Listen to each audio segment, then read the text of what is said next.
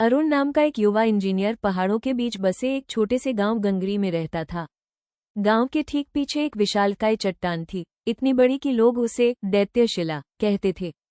सदियों से लोग मानते थे कि यह चट्टान कभी नहीं टूटेगी, क्योंकि यह धरती के सबसे पुराने पर्वतों में से एक का हिस्सा थी।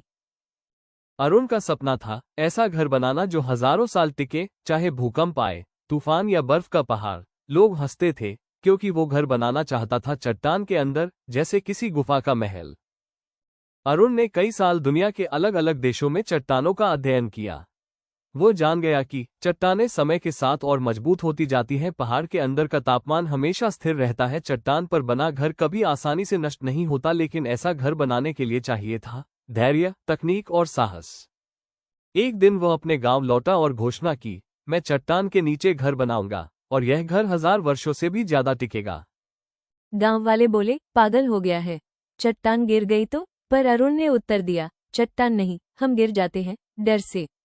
वह अकेला शुरू हुआ, पर जल्द ही उसके जुनून से प्रभावित होकर कुछ लोग उसके साथ जुड़ गए। जब खुदाई शुरू हुई तो अंदर से निकली एक हैरान करने वाली बात। चट्टान के भीतर आधा कीमती क्रिस्टल भरे थे, जो हल्की रोशनी छोड़ते थे। वो जगह किसी प्राकृतिक महल जैसी लगने लगी। अरुण ने कहा, हम दीवारों को नहीं तोड़ेंगे, इन्हें ही सजावट बनाएंगे। धीरे धीरे चट्टान के अंदर लंबे गलियारे, चमकते क्रिस्टल वाले कमरे, हवा के बहाव के लिए प्राकृतिक सुरंगें और वर्षा जल संग्रहण प्रणाली बनने लगी। चट्टान के भीतर तापमान, गर्मियों में ठंडा, सर्दियों में गर्म। अरुण ने इसे धरा ताप प्रणाली नाम दिया।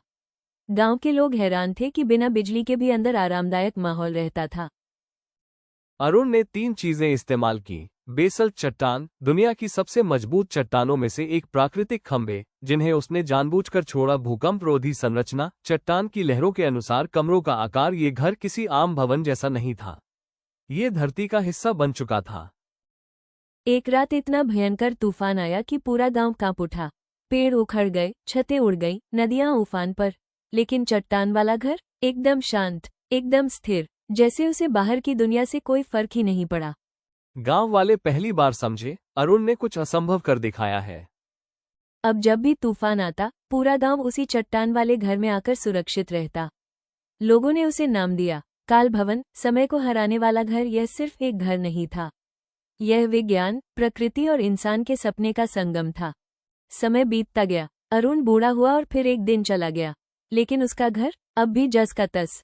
गांव के बच्चे सुना करते, उस घर को एक ऐसे इंसान ने बनाया था जिसके सपने चट्टान से भी मजबूत थे।